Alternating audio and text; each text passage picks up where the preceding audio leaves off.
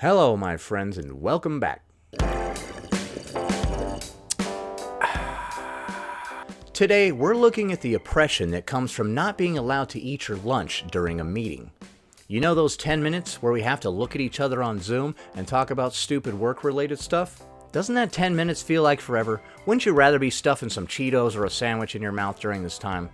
Personally, I don't think there's anything unprofessional about stuffing food into your mouth when you're dealing with clients face-to-face over a video call.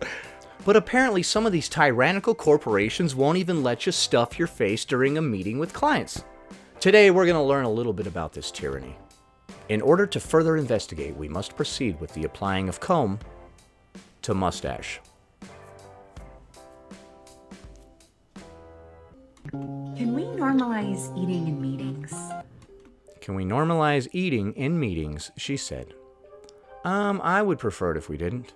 Can we just stick to work and get the work done? I'm not trying to hang out here like all day with you guys and have this be a social thing.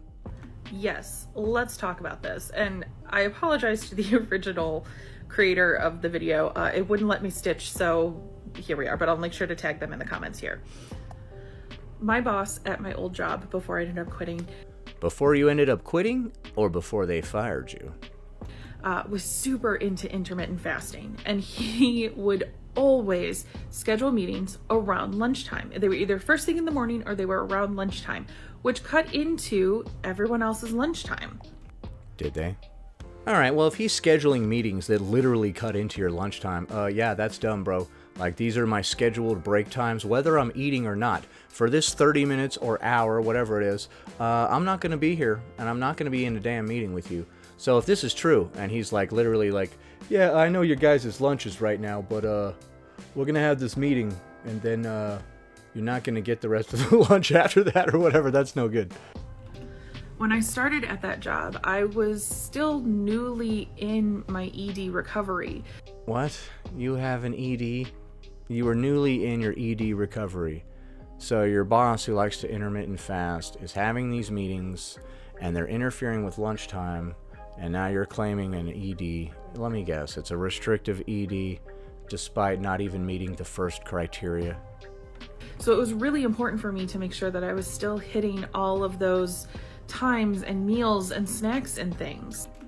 I'm not sure if they recommend you needing to hit all of your meals and snacks and stuff on a regular basis when you have binge eating disorder. I know that you're not going to claim that you have a restrictive ED. Tess Holiday, what have you done to these people? But when he would constantly schedule meetings for around that time, I couldn't eat, which just made it really difficult and really triggering.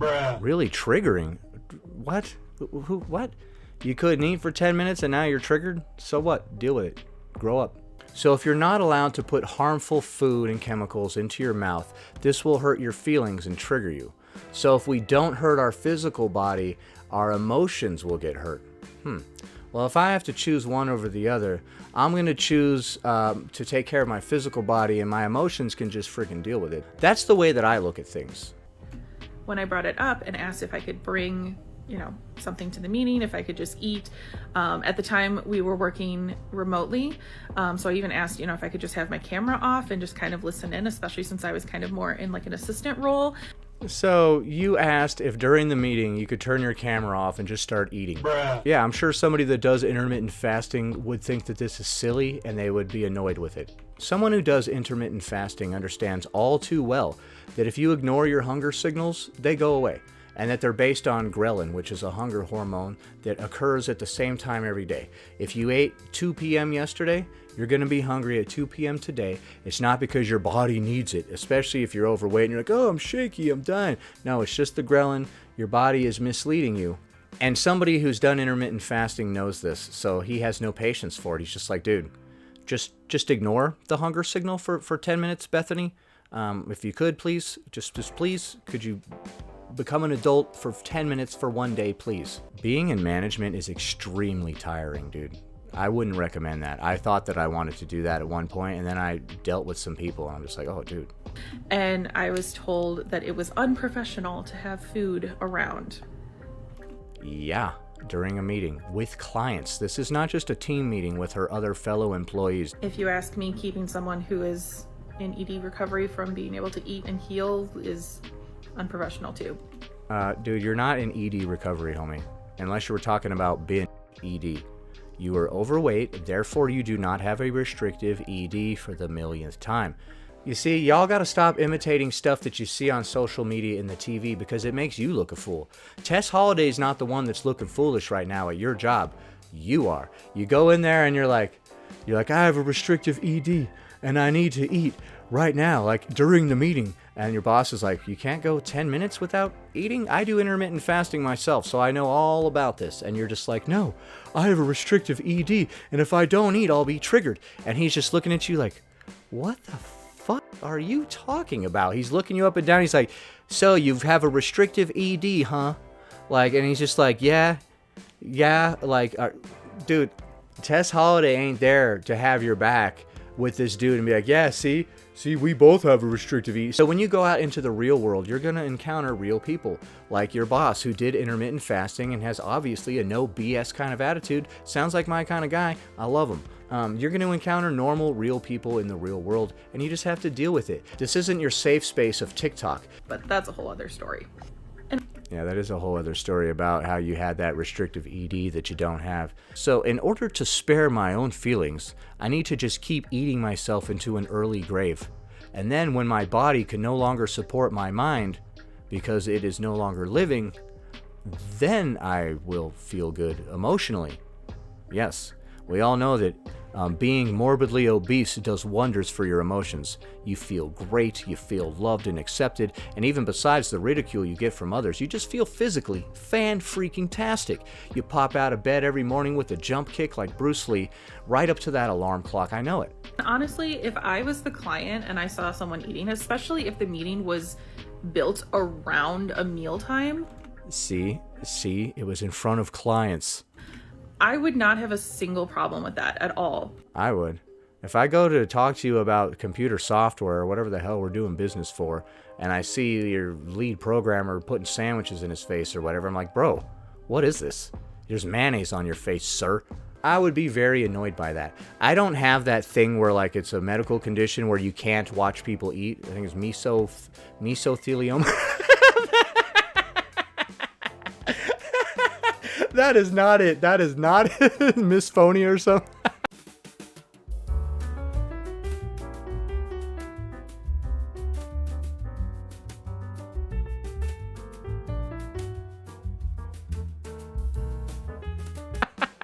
That thing that Michelle McDaniel has, it's not mesothelioma. I know that. That's like some kind of lung cancer. Oh, I don't know what's wrong with me. But, it still disgusts me to see people eat, you know, of course. I don't want to sit across from you while you're putting food in your mouth, chewing it, and digesting it. I don't want to watch people digest stuff. And I ain't even got mesothelioma. I know it's not called that. I'm just being a clown.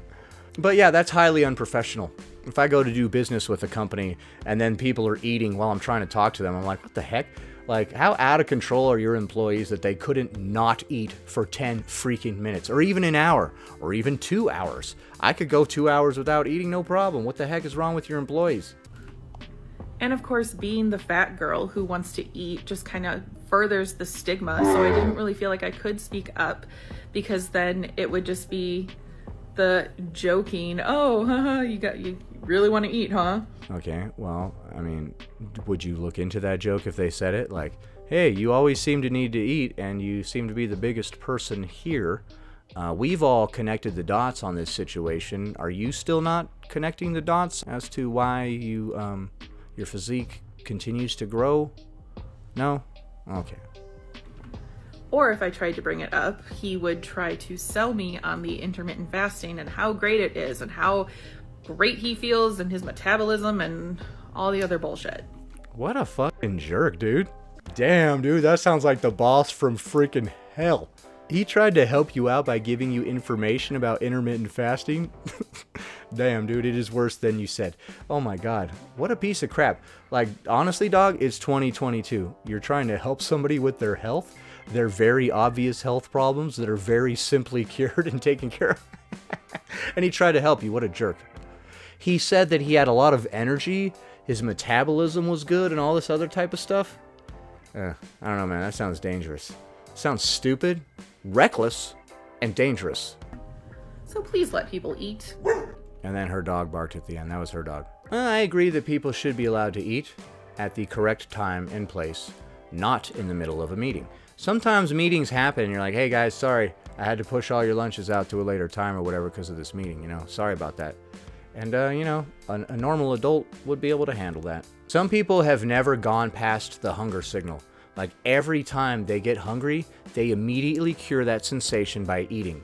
This will make your hunger signals even stronger. Seriously. It's like with any other substance, okay? The more you do of it, the more you answer to the call of the substance, the more the substance will call. If every time you feel like doing it, you immediately do it, the urge to do it will be stronger and heavier each time. So these people have never gone past the urge to eat, so they have a very strong, hungry feeling inside. They get shaky and stuff like, oh, I need to eat, I feel like I'm dying, but they just need to just sit there, just drink some water and be quiet and just sit there for 20 minutes, wait for that feeling to pass, and eventually your body will stop giving you this stupid feeling that is invalid. You're looking down at yourself, you're like, wait a minute, I'm morbidly obese. Stupid body, why are you hungry right now? Like, I'm clearly not wasting away or anything. So basically conforming to a normal work schedule where we have meetings at the designated time and they do not include food is fat phobic. If you don't let this girl eat, she'll be triggered by her restrictive ED to restrict, and then eventually she'll get down to a normal weight. And then if she keeps restricting beyond that for like a very long time, then she'll eventually be too thin. And that's when we should actually start to be worried, honestly. That's when our worry should start to rear up, not now, ahead of time. We're a little ahead of the game. You're like, oh, I'm about to start withering away any second. You're like, oh, you're a little ahead of the game here. I'm putting my jacket on like an hour before we go outside. I'm going to go ahead and reserve my worry for when your BMI gets below 30. Heck, I might even reserve the worry for when it gets below 20. Maybe even 15. But as for right now, I don't think there's any need for us to jump the gun and start administering restrictive ED therapy to you. Therapy for people with a restrictive ED involves them putting on weight, right? To come up to what's considered a normal and healthy BMI. So if you are overweight and you start participating in restrictive ED therapy, you're going to be trying to gain weight just like people with a restrictive ED. And that's not going to work out for you. If you can't sit through a meeting, which I'm guessing does not exceed 1 hour maximum, without putting food into your mouth, you might want to ask yourself, why can't I go 1 hour without eating? Is this a me problem? Or does my super healthy boss who intermittently fasts have the problem? Anyway, that about does it. Thanks for watching, commenting, liking, and subscribing. And I'll see you in the next one.